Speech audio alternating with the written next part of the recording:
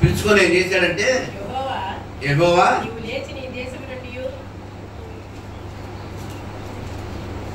లేచి నీ దేశం నుంచి, నీ బంధువుల వద్ద నుండి, నీ తండ్రి ఇంటి నుండి బయలుదేరి ఎక్కడికి వెళ్ళమన్నారక్క? 10 సంవత్సరాలు నడిచినప్పుడు ఆ దేశం చూస్తే కనబడుతుంది. అది కనీసం ఒక 5 నిమిషాలు మనం నడిచేస్తే అది ఎక్కడ ఉందంటే మనకు తెలియదు అసలు. అలాంటిది ఆయన 24 సంవత్సరాలు 10 సంవత్సరాల దగ్గర నడిచాడు. ఆ దేశాన్ని ఆయన ఎలా చూపించాడు? అబ్రహాం ఎలా చూడగలిగారు? అసలు ఆయన చూడగలరా? వివేత, ఆయనకున్న నెమ్మది అనమాట. ఆయన అనుకోవచ్చు, అయ్యా నాకు ఇంత ఆస్తుంది, నాకు వేరే దేవుళ్ళు ఉన్నారు, నీతో నాకు పని ఏంటని అడగచ్చు. అయితే ఏమల్లా మౌనంగా ఆయన తల వంచి ఆయన మాటలు గైకొని ఆయన మాటలకు లోబడి ఏం చేశాడంట? ప్రయాణం అవుతూ వచ్చాడంట. ఒక్కడే ప్రయాణం అయ్యాడా? కాలేదు. ఆయనతో పాటు ఆయన భార్యను తీసుకున్నాడు, అలా తమ్ముడిని అన్నదమ్ముల బిడ్డలను తీసుకున్నాడు. అలాగే వారి పనివారు ఎంతమంది తెలుసా? 300 మంది పనివారు ఉన్నవారు ఆయన దగ్గర. ఆ పనివారు తీసుకున్నారు. ఆయన దగ్గర ఉన్న గొడ్డు గోద మొత్తం అన్ని మరి 1 కిలోమీటర్ 2 కిలోమీటర్లు ఉంటాయంటారు. అట్లా చెప్పాలంటే ఎవరో పెద్ద అని చెప్పాడు. అంతమందిని ఆయన ఒక్కడే తీసుకుంటూ వెళ్ళాడు. పురాణాలు వేసుకుంటూ అక్కడ 6 నెలలు, అక్కడ 6 నెలలు, అక్కడ 1 సంవత్సరం ఉంటూ ఎక్కడ చేరాడంట? కానాను దేశానికి చేరుకున్నాడు. దేన్ని బట్టి? దేవుడి మాటకు లోబడి.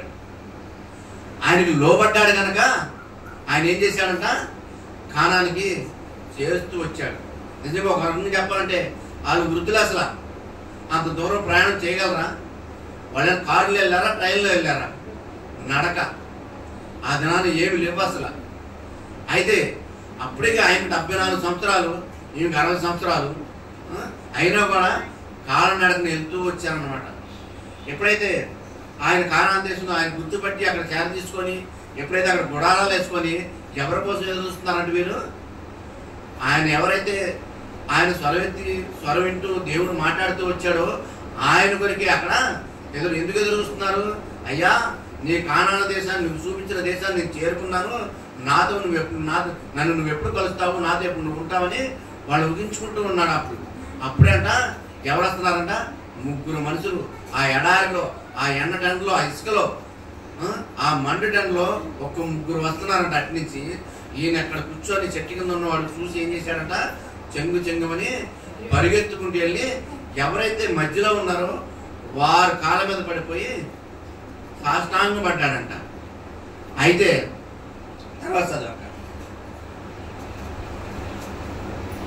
నిన్ను గొప్ప జనముగా చేసి నిన్ను ఆశీర్వదించి నీ నామమును గొప్ప చేయుదును, నువ్వు ఆశీర్వాదంగా ఉండు, నువ్వు ఆశీర్వించే వారిని ఆశీర్వించును. చూసావా ఆయనకి ఏం వాగ్దానం ఇచ్చాడు? ఎవరైనా అబ్రహామును ఆశీర్విస్తే వారిని ఇంకా ఆశీర్విస్తాడంట. ఎవరైతే అబ్రహామును దూషిస్తారో వారు మరింతగా దూషిస్తాడంట. చూడు దేవుడు ప్రేమ ఎంత. కానీ అబ్రహాము ఒక బానిసగా చూడాల, ఆయన ఎలా చూశాడంట? ఒక స్నేహితుడుగా. నిజమే, మరి అంత గొప్ప ఆశీర్వాదం ఎందుకు వచ్చింది ఆయనకి? ఆయన మాటకి లోబడ్డాడు కనుక. మనం లోబడుతున్నాం ఆ విధంగా? మనం లోబడం. ఎందుకంటే మనలో ఉన్న శరీరం, దేవుడు ఆత్మ ఉంటే మనం లోబడి అనుగుణంగా మనం ఉంటాం. కాకపోతే మన ఇంట్లో శరీరం కదా, అదేం చేస్తుంటే రచ్చగొడతా ఉంటుంది. నువ్వు ఒకటంటే నువ్వు 2 అంటావు, ఆ టైప్ ఉంటుంది అన్నమాట. కాబట్టి ఆయన మాటలు మనం లోబడం. ఎందుకంటే ఆయనే మాట్లాడతాడు, నువ్వు చూస్తావు. కానీ ఆయన ఎట్లా మాట్లాడతాడు నీతో, నాతో? ఆయన ఎవరైతే ఏర్పరచుకున్నాడో ఆ ఏర్పరచుకున్న తోట నీతో మాట్లాడిస్తాడు. ఆ ఏర్పరచుకుంది ఎవరంట? ఆయన దాసులు. ఎవరైతే ఆయన దాసులు అక్కడ నిలబెట్టినప్పుడు ఆయన మాటలకు మనం లోబడి ఉంటే నన్ను ఆశీర్వదిస్తాడు దేవుడు. కాబట్టి నువ్వు నీ ధైర్యమైన మాటలు నువ్వు వినకపోతే, ఆ టైంకి నువ్వు చూసుకోకపోతే నీకు ఆశీర్వాదం నువ్వు కోల్పోతూ ఉంటావు. నువ్వు వచ్చినా వేస్టే కా. ఆయన చెప్పిన టైంకి ఆయన రమ్మన్నప్పుడు రాకపోతే నువ్వు తర్వాత వచ్చినా కూడా ఆ లెక్కలో నువ్వు ఉండవు. దేవుడు పదే చెప్తా ఉంటాడు. ఆ టైంకి నువ్వు రాకపోతే నీవు ఆ లెక్కలోకి నువ్వు ఉండవు. దైవజనుడు టైం చెప్పాడు నీకు, ఆ టైం ప్రకారం నువ్వు అక్కడుంటే ఆ లెక్కలో నువ్వు ఉంటావు. దేవుడు ఆ లెక్కలో నేను రాస్తూ ఉంటాడు, ఇదిగో పలానా అక్కడ వచ్చింది, పలానా అమ్మ వచ్చింది. నువ్వు రాలేదనుకో, ఎవరైతే ఆయన వచ్చినప్పుడు అక్కడ ఆ టైం ప్రకారం అక్కడ ఉంటారో వారు చూస్తాడు, వాళ్ళ లెక్కలు రాసి వెళ్ళిపోతాడు. కాబట్టి ఆ అబ్రహాము దేవుడి మాటలు లోబడి ఏం చేశాడంట, వాళ్ళని చేర్చుకొని వాళ్ళ కోసం ఏం చేశాడంట, ఇంటి తయారు చేశాడు. ఎలా చేశాడు? పనివారిని పిలిచాడా? పనివారిని పిలవలా. ఆయన వెళ్ళి ముందు శాల దగ్గరికి వెళ్ళి ఏం చేశాడంట, 3 మానికల పిండిని నానబెట్టమన్నాడంట. 3 మానికలు అంటే ఎంత చెప్పగలరాక? 3 మానికలు అంటే ఎంత? ఇప్పుడైతే 7.5 కేజీలు, అప్పుడు మానికలు ఒక మానిక 9 కేజీలు, 21 కేజీ. ఆల మానికలు అయితే మన మానికలు కదా, ఆల మానికలు. ఆల మానికలు వచ్చేటప్పటికి 21 కేజీ, 60 సంవత్సరాల ఉద్రాలు కలపగలదా? మరి ఆమె కలిపింది స్వయంగా. ఆమె కలిపి రొట్టెలు చేసింది ఎవరి కోసం? వాళ్ళ ముగ్గురు కొరక? వాళ్ళ ముగ్గురు కొరకు కాదు. వారింట్లో ఎంతమంది ఉన్నారు?